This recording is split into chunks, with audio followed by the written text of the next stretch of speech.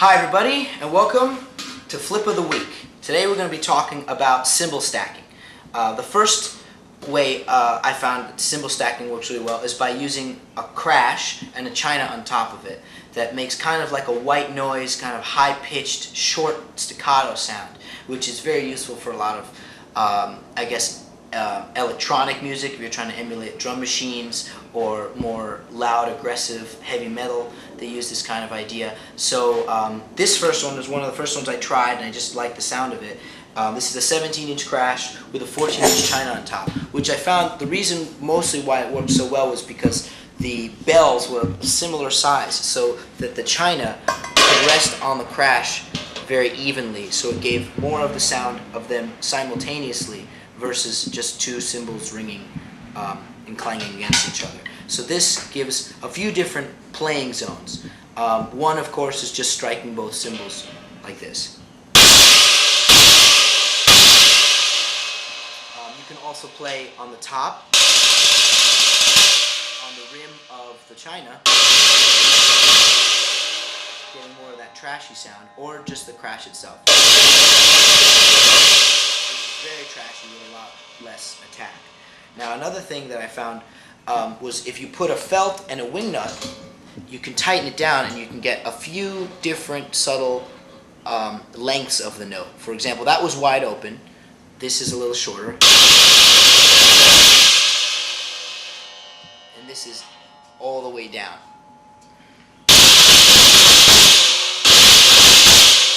That can work very well in conjunction with grooves where you might want to use the cymbal almost like another hi-hat or like a drum, like this.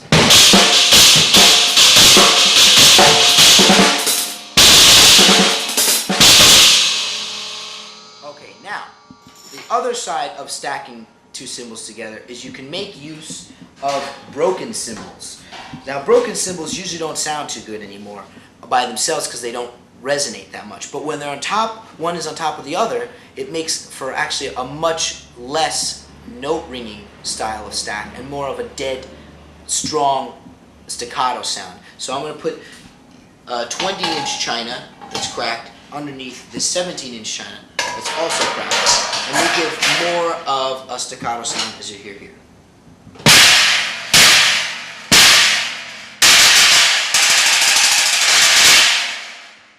The other great thing about stacks is they usually have a more definitive initial note, and since they're very quick, you can play them in conjunction with each other in more of a melodic fashion, like this, for example.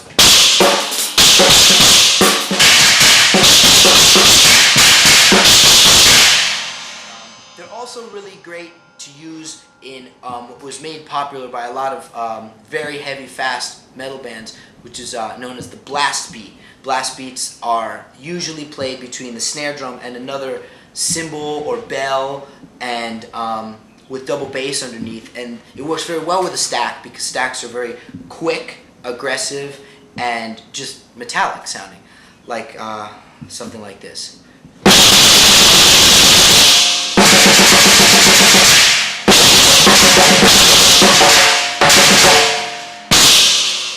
Okay, now we're going to talk about stacking another way, which is piggybacking. So when you piggyback, you usually can use one cymbal that's bigger underneath and then put a piece of felt and then another cymbal on top of that, like we have over here. Here we have a 14-inch transformer, then a piece of felt, then a 6-inch splash on top. That is not only useful because you can save on a stand, but it also works really well because you can strike both cymbals either separately or simultaneously, like this, for example.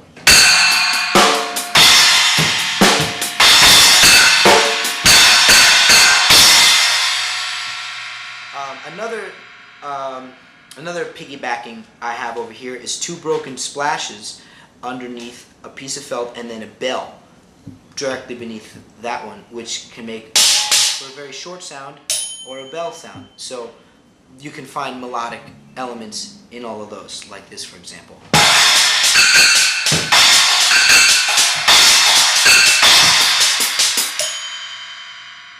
Now, the last portion of the stacking segment today is we're going to be talking about stacking cymbals on drums. So I like to use splash cymbals because they usually are very light, so they're easy to pick up and throw off the drum if you need to. They work well because they'll bounce off of the drum to create kind of a gating sound, kind of like this 7-inch splash on this tom. If I hit it on the bell, it bounces a little bit and gives the sound of the cymbal as well as the drum. But if I strike the side, the cymbal bounces.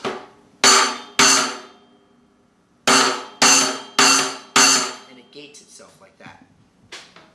And one that might be on the snare, a lot of different tones from either the bell, the side of the cymbal, or the snare itself.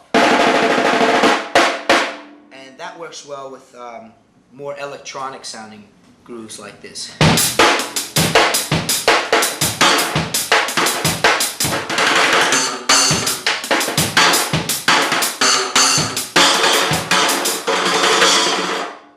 Now, an idea that I saw first used by Johnny Rabb was he used a splash cymbal with a handle attached to it, and he called it the drum bowl, and that allowed you to manipulate the sound of the splash on a drum.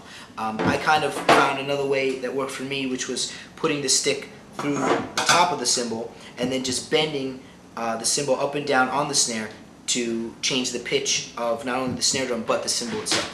So check that out.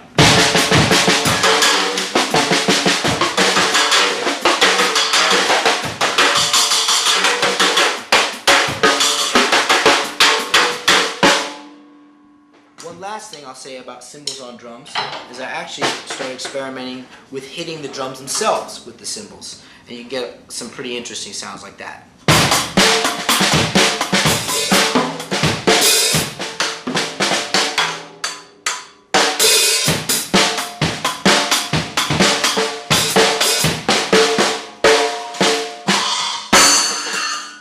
See? Bounce them around, get all sorts of different sounds. You can hit them with the stick in the air. Get a little spinning sound. All these different ideas are just things I started experimenting with by putting cymbals together on top of each other, piggybacking on different drums. Hope you like it, check them out, and have fun. See you next week on Flip of the Week.